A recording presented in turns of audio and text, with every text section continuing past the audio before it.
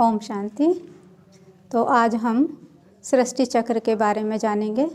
कल हमने जाना कि परमात्मा 3 सूक्ष्म देवताओं की रचना के माध्यम से नई सृष्टि का सर्जन करा रहे हैं। तो जैसे कि हम जानते हैं कि हर एक चीज़ का एक चक्र है, दिन और रात का भी एक चक्र है। तो सवेरा, दोपहर, शाम, रात, और रात के बाद फिर क्या होता है? फिर सवेरा होता है। ऐसे मनुष्य के जीवन का भी एक चक्र है। बच्चा जन्मता है, शिशु अवस्था, युवा अवस्था, किशोर अवस्था, फिर वृद्ध अवस्था, और फिर वृद्ध अवस्था के बाद जाकर फिर उसका नया जन्म होता है। तो ऐसे हम देखते हैं कि दिन रात का भी चक्र है और प्रकृति का भी चक्र है, मौसम का भी चक्र है। तो हर चीज़ एक चक्र के रूप में चल रही है। तो यहाँ हम देखते हैं कि सृष्टि का भी एक चक्र है। लेकिन सृष्टि के चक्र के विषय में भिन्न भिन्न विद्वानों की भिन्न भिन्न राय हैं। लेकिन यहाँ जो हम आपको बताएंगे कि स्वास्तिका के अंदर दिखाया है कि इसकी 4 भुजाएं हैं। स्वास्तिका माना इसका स्वयं का यथार्थ अर्थ है, और इसकी चारों भुजाएं बिल्कुल इक्वल दिखाई गई हैं। सतयुग, त्रेता, द्वापर, कलयुग, तो चारों युग इसमें दिखाए हुए हैं। आप सोचें, कहते हैं स्वास्तिक माना बड़ा शुभ है, कोई भी अच्छा कार्य करते हैं तो स्वास्तिक बनाते हैं हम। लेकिन सतयुग, त्रेता, द्वापर, कलयुग, और कलयुग माना कलह, कलेश, रोग, शोक, दुख, बीमारी, पाप, भ्रष्टाचार की दुनिया है। तो आप सोचें इसमें शुभ क्या है? तो ये सोचने का एक विषय है। तो आज हम आपको बताएंगे कि क्या इसके अंदर शुभ है और कैसे इसका यथार्थ भाव है।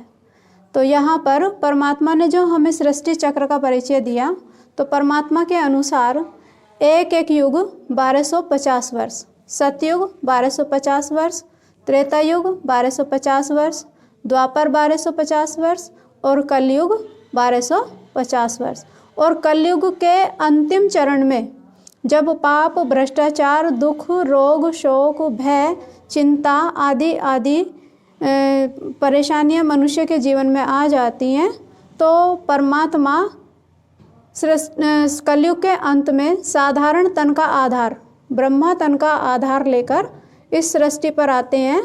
तो ये इस सृष्टि पर सबसे शुभ कार्य है कलयुग के अंदर, क्योंकि परमात्मा आए और परमात्मा ने अपनी श्रीमत के अनुसार मनुष्यों को ऐसी शिक्षाएं दी जो वो जाकर फिर से देव पद की प्राप्ति कर सकें। तो संगम युग, इसको हम संगम युग कहते हैं। तो अभी क्या है, थोड़ा सा समय हमारे पास बचा है। तो इस सृष्टि का चक्र पूरा 5000 वर्ष का है, 5000 वर्ष का है, जिसमें से अभी एक पुनः दोबारा से रिपीट होने वाला है। कलयुग जाने वाला है और सतयुग आने वाला है।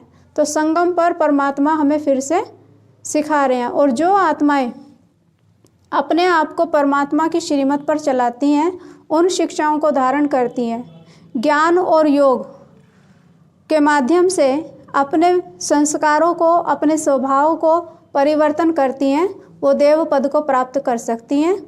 तो देव पद सतयुगी दुनिया, सतयुगी दुनिया, स्वर्णिम दुनिया, सतो प्रधान दुनिया, एक धर्म, एक राज्य, एक मत, एक कुल और एक परिवार। तो ये 1250 वर्ष चलता है। यहाँ पर 100% प्योर आत्माएं ही जा सकती हैं। सारी सृष्टि की करोड़ों अरबों आत्माएं वहाँ नहीं जा सकती हैं। तो उसके लिए जैसे कि हमें पढ़ाई में भी कोई ऊंच पद पाने के लिए कोई अच्छे से डिग्री लेने की ज़रूरत होती है, उसके बाद ही हम ऊंच पद की प्राप्त कर सकते हैं। तो अगर हम चाहते हैं कि ऐसे सुख में संसार में, शांति में संसार में हम जाएं, तो उसके लिए हमें अपने कर्मों को श्रेष्ठ बनाना पड़ेगा। ये युग 1250 वर्ष चलता है और एक आत्मा अनेकों जन्म लेती है। उसके बाद डाउन में त्रेता युग, तो यहाँ लक्ष्मी नारायण का राज्य है। त्रेता युग राम सीता का राज्य है। इसको सेमी स्वर्ग कहते हैं। लेकिन आत्माएं कई जन्म लेने के कारण उसमें कुछ न कुछ कमियां आ जाती हैं, जिसके कारण से यहाँ 16 कला संपूर्ण और यहाँ 14 कला रह जाती हैं। राम सीता का राज्य है, सेमी स्वर्ग है, सुख, शांति, प्रेम, आनंद सब कुछ था। तो यहाँ पर एक धर्म, एक राज्य, एक मत, एक कुल, एक परिवार था। विश्व एक परिवार था। परमात्मा ने जो सृष्टि रची, पूरे 2500 वर्ष तक सुख, शांति, प्रेम, आनंद की दुनिया थी, जहाँ घर घर में देवी देवताओं का वास था। ऐसी सृष्टि स्वयं परमपिता परमात्मा ने ब्रह्मा के द्वारा रचना रची। कब रची? कलयुग के अंत में और सतयुग के आदि संगम पर। तो 2500 वर्ष के बाद जब ये आत्माएं अनेकों जन्म लेती हैं और धीरे धीरे धीरे धीरे कलाएं कम हो जाती हैं, तो यहाँ 16 कला से 14 कला हो जाती हैं। और द्वापर युग में जो देवी देवताओं वाली आत्माएं थीं वो डाउन में जाती हैं, थोड़ा साधारण मनुष्य रूप में आती हैं। तो दूसरे धर्मों की पुनरावृत्ति होती है। तो इब्राहिम द्वारा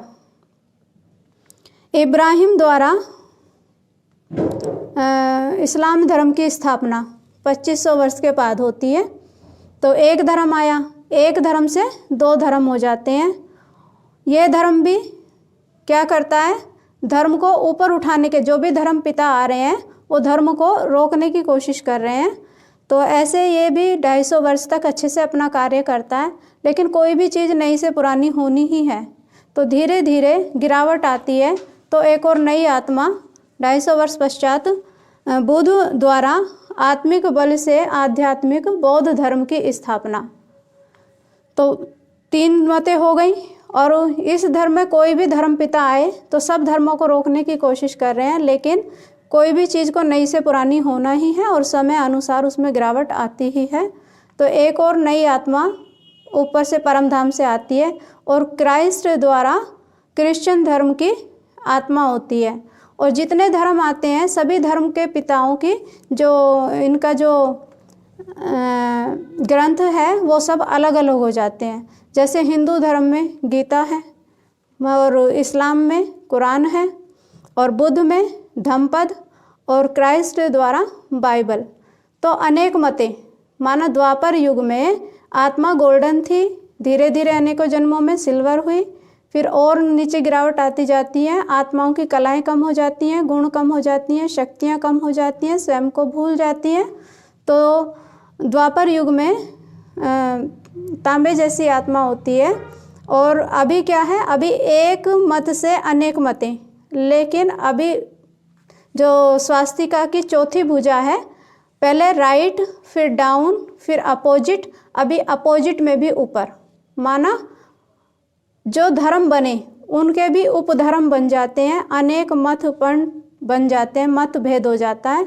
तो कलयुग में आत्माएं बिल्कुल काली, माना आयरन हो जाती हैं, उनकी कलाएं बिल्कुल 0 हो जाती हैं। तो कलह, कलेश, रोग, शोक, दुख की दुनिया, कलयुग। तो ऐसे समय पर परमात्मा आके हमें फिर से हमारे जीवन को स्मृति में दिलाते हैं। और जो आत्माएं परमात्मा की शिक्षाओं को अपने जीवन में धारण करती हैं वो फिर से अपना राज्य, भाग्य, पद, सुख, शांति की दुनिया में फिर से जा सकते हैं।